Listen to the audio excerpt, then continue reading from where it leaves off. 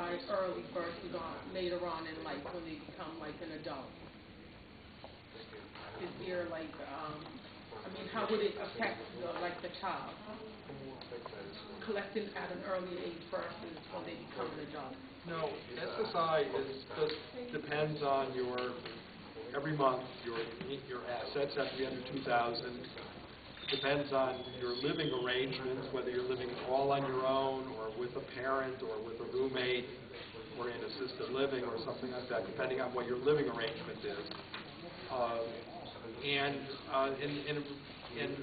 depends on your other income. If you have some work income or income from a trust, that has an effect on benefits too. But they'll stay at that level. They're not affected. You don't get less later if you start getting them now. There's no cap on the amount of benefits or anything like that. I just want to feel as like normal as possible and to be able to do things on his own. Well, I think the key really is to understand what the rules are about work income so that you can encourage him to work, encourage him to be productive, encourage him to be more independent. If you understand the rules and work with them, they're not impossible, then I think that there's no reason why you can't encourage him to be as productive as he can be. If a person is so productive that he loses his cash benefits from SSI, there is still Medicare. There are lots of mass health programs for people who are working but disabled, and they don't have any income limits at all. So very often what happens is that people will work, they'll begin to lose their SSI.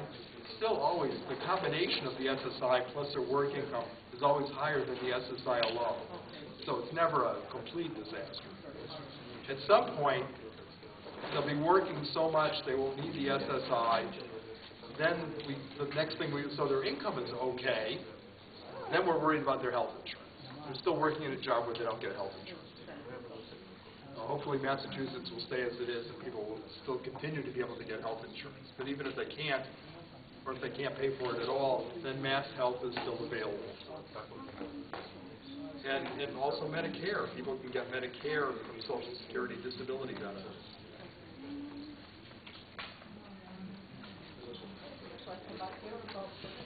About irrevocable trust?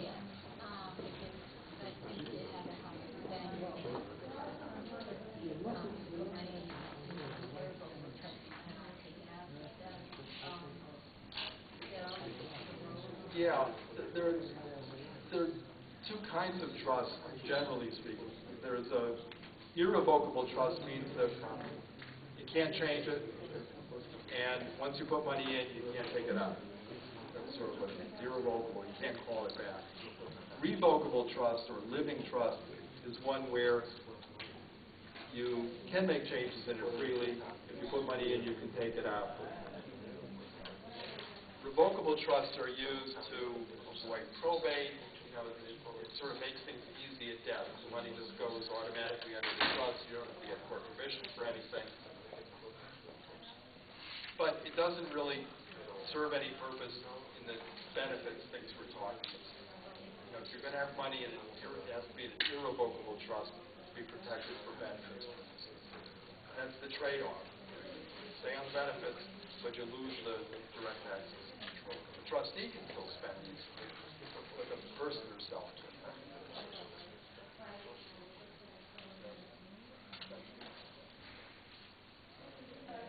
Anything else? We all set. Good. Thank you very much. Thank you.